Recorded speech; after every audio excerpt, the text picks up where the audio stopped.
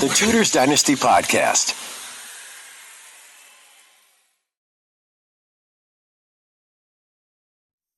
Hello and welcome back to the Tudors Dynasty Podcast. I'm your host, Rebecca Larson, and today we are broadcasting from Powderham Castle with a special guest, Charlie Courtney, Earl of Devon. Charlie, welcome. Welcome. Well, welcome to Powderham. It's very nice to have you here, and thank you for coming. This is a beautiful, beautiful home, and we toured it before we just sat down here with you. I have so many questions to ask you. But the one that comes to mind first is, what does it mean to you to be the Earl of Devon? It means a fair amount of work, a remarkable opportunity and privilege to play a role that the family has been playing for nearly 900 years. Yeah. And I actually had the opportunity recently to play that role within the House of Lords, to actually take a legislative role in the UK Parliament. And for me, it's been really, really interesting. I'm a historian, an amateur historian. I find the stories interesting. And it's really, to me, fascinating to see how within our modern parliamentary system, there's still a role for the hereditary peerage and for these old family titles. So what period of history do you enjoy the most? All 1,000 years that we cover. I was a bit of an early modernist. In the past, I studied quite intensely the Tudors at one stage, but I'm also an art historian. And Powderham has, as you can see from the walls here, quite a lot of Georgian Regency work. And so from an art history perspective, I've always been fascinated by that time when England really was preeminent in the creation of decorative arts in particular, and studied Reynolds and Hudson and Cosway and all the great artists that came from Devon. Wow. Can we talk about when you first walk into the castle and you take a left into that beautiful, I think it's a Victorian room. Yes. The giant painting that you see. I've never seen a painting that large in my entire life. What can you tell me about that one? Yeah, so that's a family, really a family photograph, as it were, from the time, painted by Thomas Hudson, who was a Devon-born artist and really one of the preeminent artists of his day, of the first Viscount Courtney and his family. And it's a very grand, very, very grand image on a large scale, but it really shows the family in a domestic space. And you've got mum and dad, you've got the kids playing with their dogs and with their and with their sort of ride-on vehicles and such. And it's kind of, in that sense, it's a really intimate family shot, but it's obviously painted on a very grand scale. What's always fascinated me is that painting was obviously commissioned for a space in this house, but that wall wasn't there when it was built or when it was painted, because the dining room wasn't built until sort of 1840s. So where was that picture painted to hang? And I'm sort of trying to work out, because I'd quite like to move it about at some point. It is large. It's a large do you know piece. The dimensions of it? No, but it's a good 12 feet tall and probably 18 feet wide. And what's also really interesting about it, and the painting of that day is there's a real focus on fabric and the sort of wealth and presentation of the family, but also on elegance and pose. And you see very much in the figure of the son, who is front and center of the family grouping. He's got very elongated arms and legs, and he's looking very sort of elegant. And there was a whole language of figure at the time that picture is really replete with. And Dad, who's sitting in a chair behind, is slightly uncomfortable with having to sit down for the portrait, and you can very much tell that. And Mum has her hand firmly on his shoulder, saying, "No, you stay here. We're going to get this damn picture painted, if you like it or not." But that family was fascinating. They were very much responsible for the domestication of this ancient castle, and they're celebrating that picture. I think the thing about paintings is it's so much more than just looking at the people in them, isn't it? There's just so much symbolism and all different kinds of things. Lots of layers of meaning. But at its core, very much as Powderham is at its core a family home, it's a family picture. And that's what I love about it, and having the connection with all of the sort of pictures and paintings around the house and the objects. They all have a particular meaning within this space that is lost when you transplant them and move them elsewhere. Right. My favorite part of this beautiful home is the books. Can we talk about your book collection? Yeah, it's it's an interesting library, and quite an extensive library. We have Yes. three, well, arguably five libraries. You have the first and second library. You had the ante room, which has a remarkable pair of bookcases made by another local artist called John Channon, a cabinet maker from Exeter in the 1740s. Really the most sumptuous pair of English Baroque bookcases. And then you have the North Tower, where all of the secret books are hidden, and upstairs a Channon library, which is less full of books now. And there was very much this process or desire of that family and the generation that followed, to display their knowledge and their reading and their learning through the exhibition of their books in a library. And it was quite cutting edge at the time. Probably nowadays you'd compare it to your search history on Google or whatever. It's like, this is what we know, this is what we learn, this is how we learn it. And the collection of books, goes back a while, and they had some rather wonderful medieval manuscripts, all the way through the sort of the development of modern learning, and there's lots of work on science, lots of work on travel, lots of work of literature, etc. And what I've always found quite fascinating is also it's a domestic space. The second Viscount had 13 daughters and one son, and it's a domestic space in which the daughters of the house are getting an education too, which was quite a radical idea at the time, but one that sort of enabled female learning. You could do it in this space because it was a private home, and we had access to the books. One of the books I love to collect old books, and of course in America it's a little bit harder to get our hands on old ones. You usually have to go online and order them. But I kept looking at the spines and trying to find interesting titles. And one of them that I saw was The Works of Charles I. Yes. Yeah. And I thought, how cool is that? So there's lots of reflection on history. The family is quite historic. We have our own lengthy history, and you can very much see in the collection, you can see what the family was reflecting upon and the issues that were of interest to them. There were quite a few clerics in the family, so there's quite a lot of collected sermons.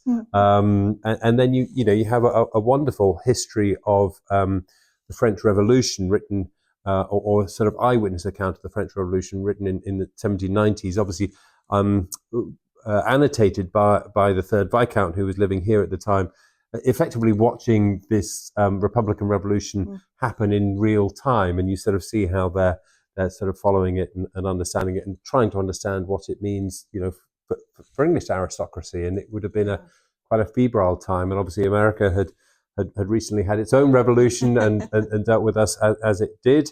And there's a really interesting adjunct to that, which is the third Viscount William, the brother of those 13 sisters, whose paintings are actually on the wall behind us.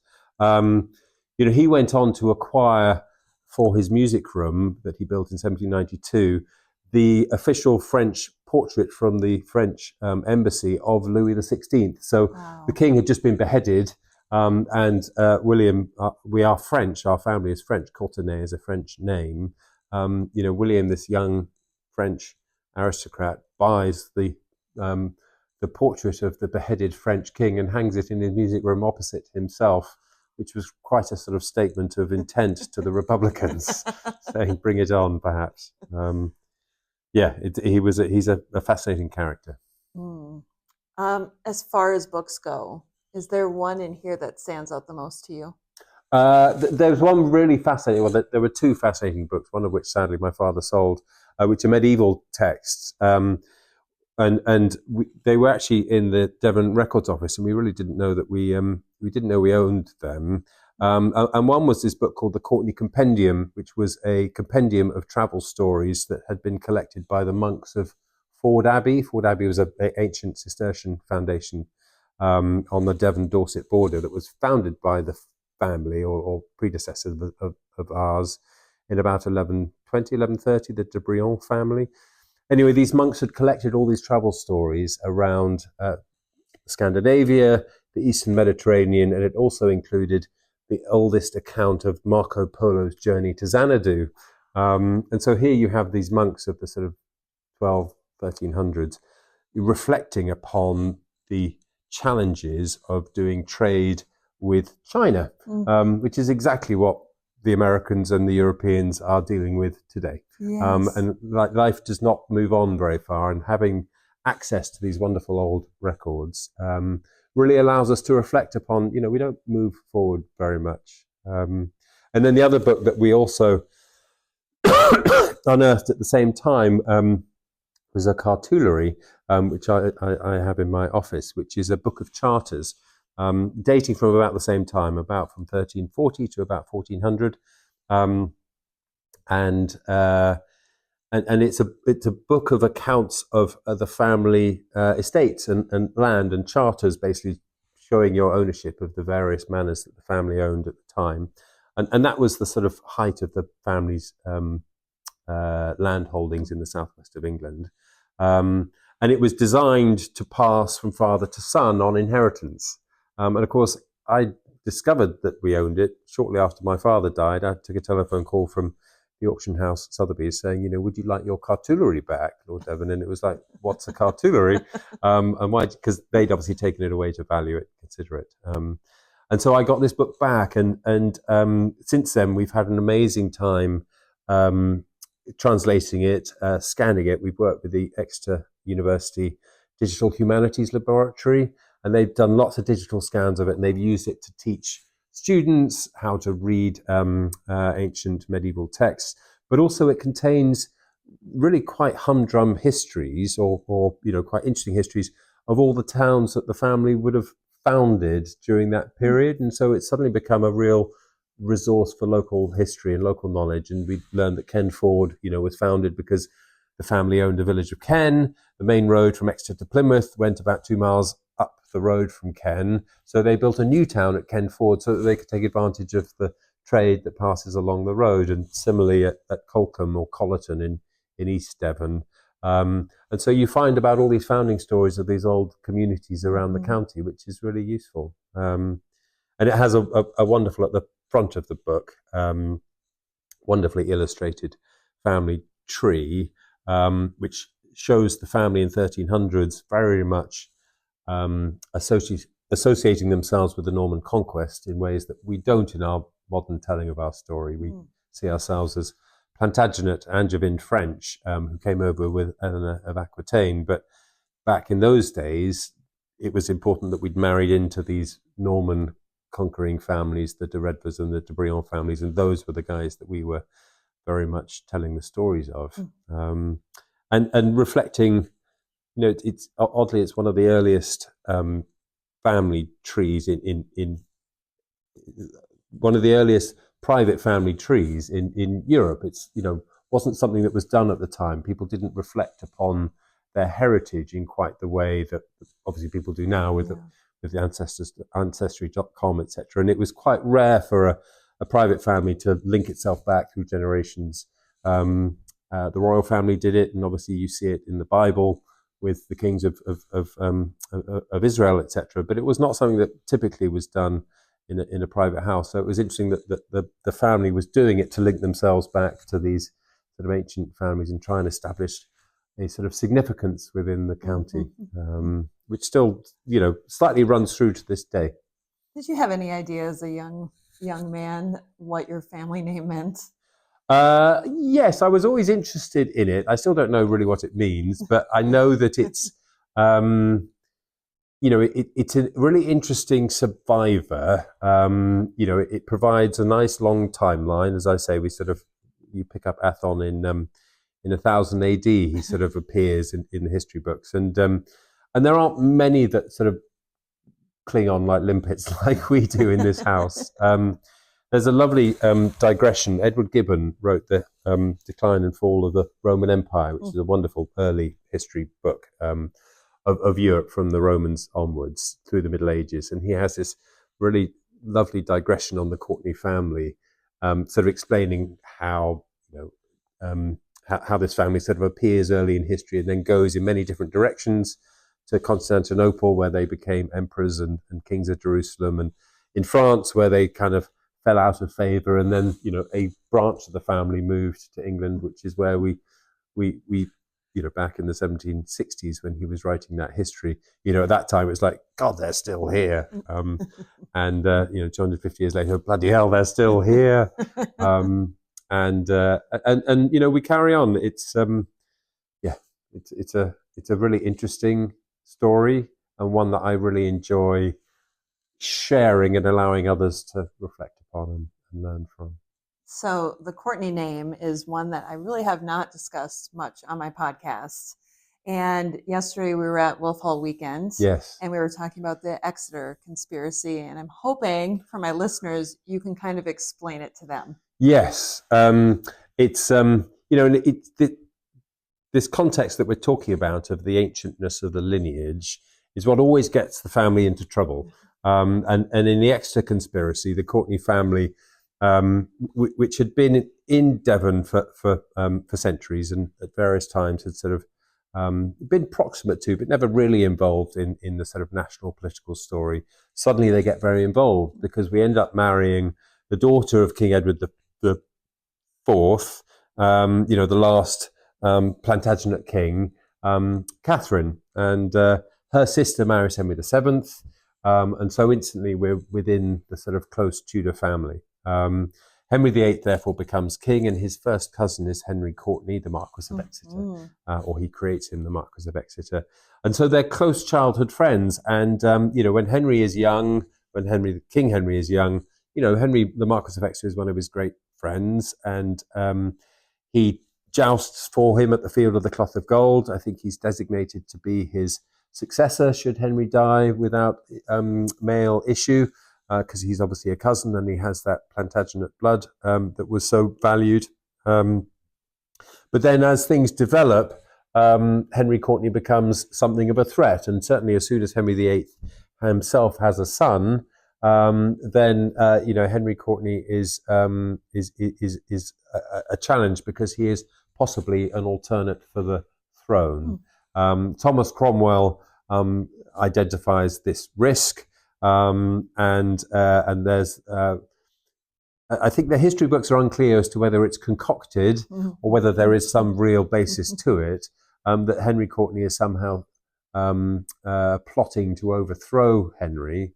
This is obviously after the Reformation, and effectively to take the throne himself, or in concert with others. There's another family called the Pole family, who are second cousins of the king, who are also an old Plantagenet family with Catholic sympathies. And so the Exeter conspiracy takes place really during the years 1538, 1539. And they set about identifying this family as a potential risk, plotting treasonously against the king. I think they get tried in November 1539, and Henry the Marquis of Exeter is beheaded Tower Hill on a cold December morning in 1539. And one of the mottos that we bear is a Latin motto, ubi lapsus quid feci, which means where have I fallen, what have I done, which was written by poor Henry Courtney on the walls of the Tower of London shortly before his beheading.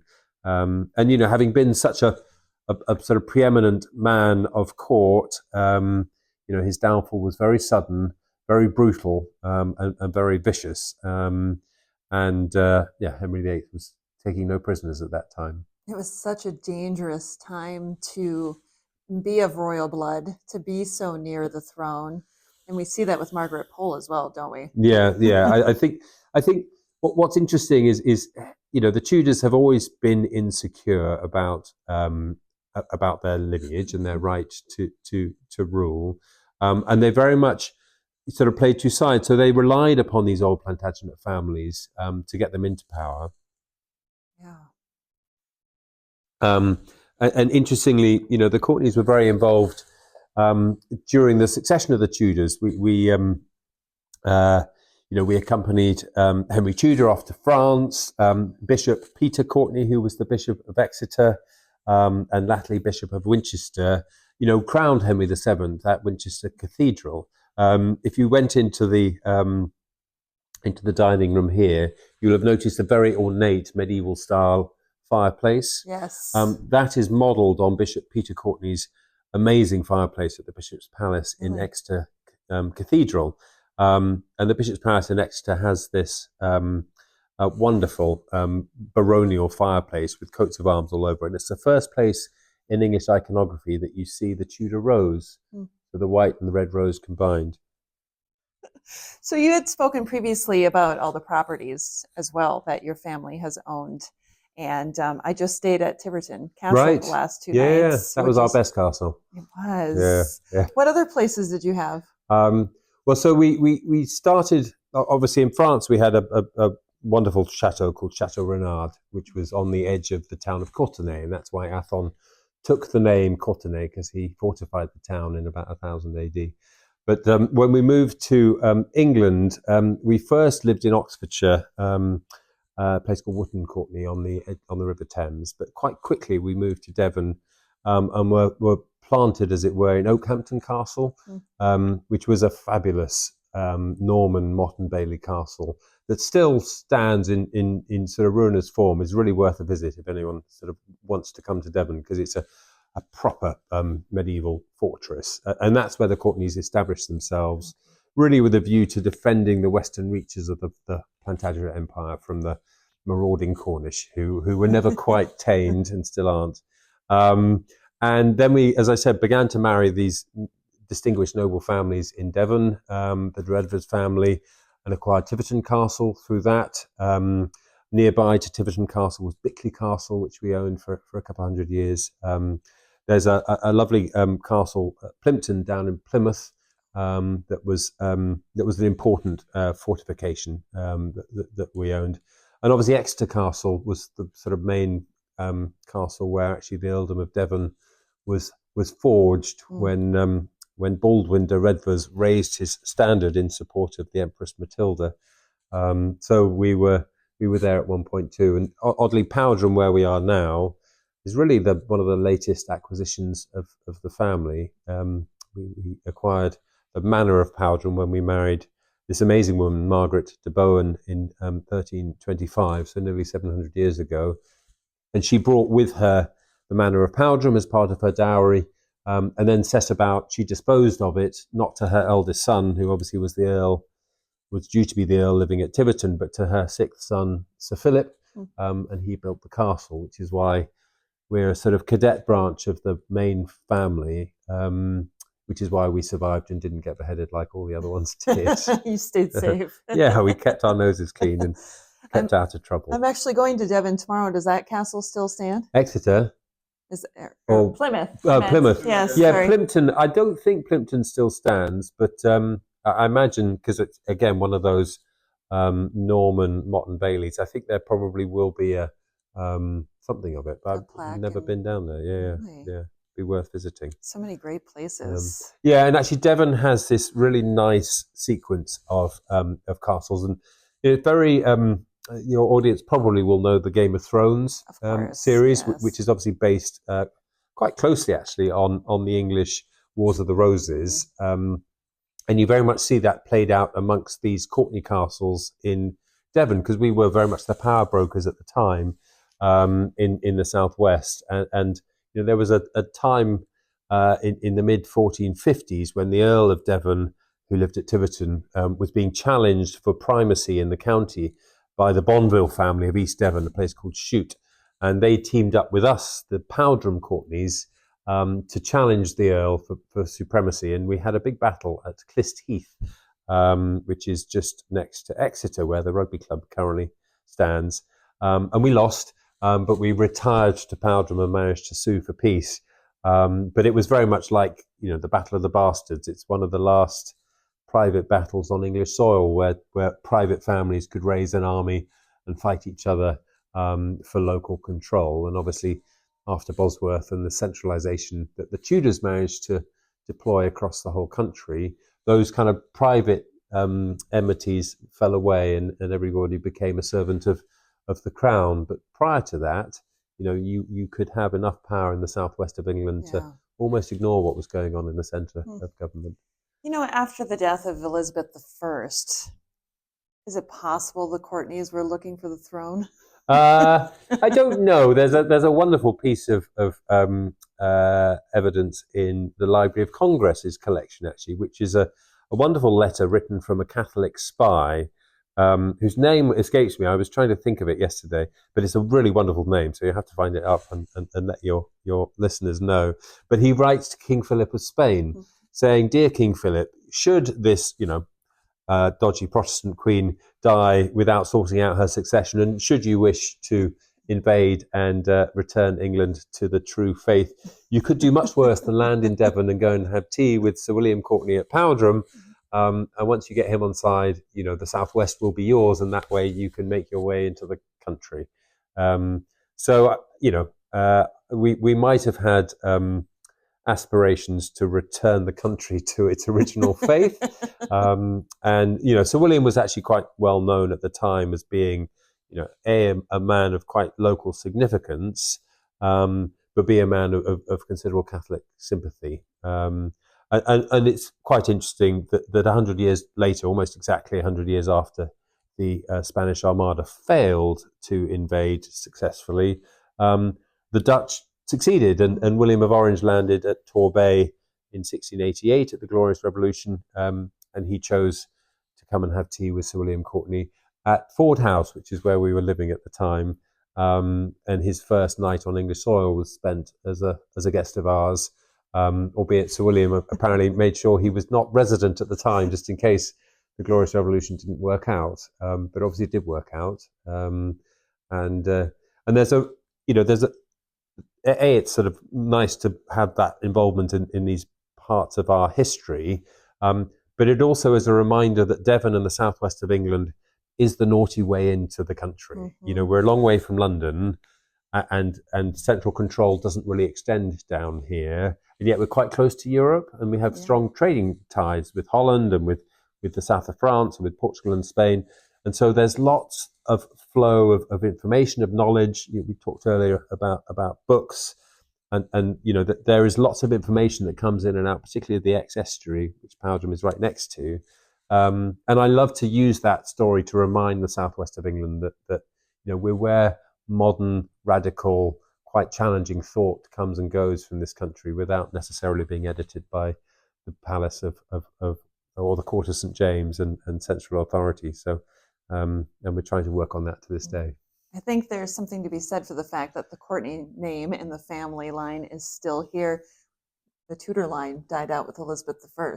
Yes. So your family knew how to survive. Yeah, we persevered. There's a lovely portrait actually, which you might know, of Edward, who was Henry the Marquis of Exeter. Obviously, gets beheaded in 1539. His wonderful wife Gertrude manages to negotiate that she survives, and so does her son Edward, who's only 12 at the time. But Edward is obviously a high risk to the Tudors, so he is locked up in court, or in the Tower of London rather, and spends most of his youth as a prisoner in the Tower, alongside his cousins Mary and Elizabeth. And when Mary becomes queen in 1553, one of the first things she does is release Edward from prison and recreate him Earl of Devon, and the title that I hold, and the 19th Earl of Devon, of the fifth creation. And it's that creation. So I'm the 19th from 1553. And in celebration, Edward gets this amazing portrait painted, which he's standing there sort of fiery red hair with a big codpiece, looking very proud and strong. And behind him is this wonderful crumbling castle. And out of the crumbling castle is growing a little green shoot. And obviously the indication from the artist is this is the green shoot of recovery of this great old family's sort of lineage. Sadly, that doesn't come to fruition because he dies quite soon after in Italy. Suspiciously, although as I was told yesterday by the world expert that it probably was just the bad sewerage in Italy that killed him. But us as the cadet branch, planted by Margaret de Bowen at Powderham, were able to lie low for a couple of 100 years, and then sort of reassert the right to the ancient title, and so we're still here plodding along, doing our bit, and almost treasuring that narrative and that story and that continuity. And really, one of the things I really enjoy is sharing it curating it, making sure that we're looking after the treasures and things like the cartulary and sharing them with academics and allowing people in to look about. I really enjoyed discussing this with you today. I do want to end maybe with this beautiful home here. My favorite place in the whole building is the staircase. Yes. The beautiful, I don't even know what color to call it, turquoise. Powderham blue.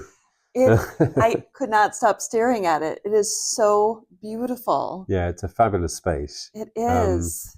One of the most interesting things about it is that it's a remodel, because that is the medieval Great Hall. So when it was built, it was just a big sort of fabulous dining space. When the family domesticated the house in the 1700s, they needed obviously a staircase that you could wear your big silk gown to walk down, and they commissioned that staircase with its amazing Rococo plasterwork.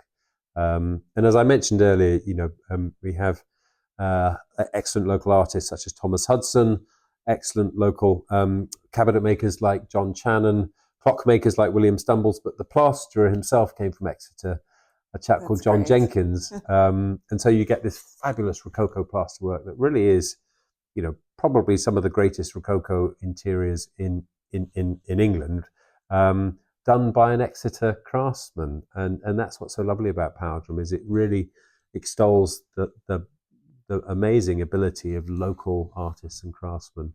And it's also famous for a movie called Remains of the Day that was filmed here, and that staircase has a very poignant role in the film, which is rather nice. I love that staircase. What's your favorite place?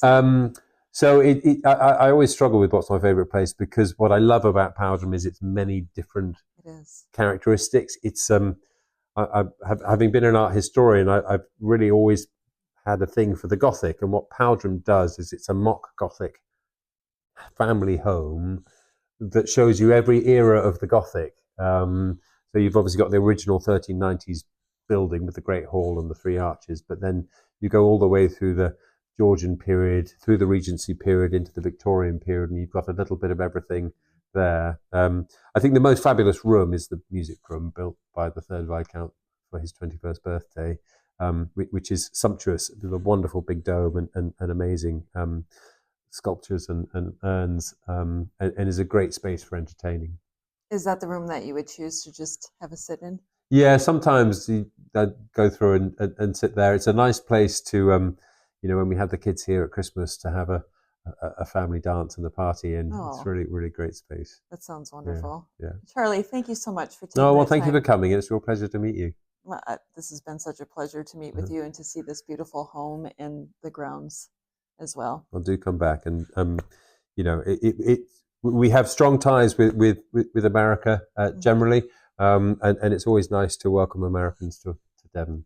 Thank you. The Tudors Dynasty Podcast.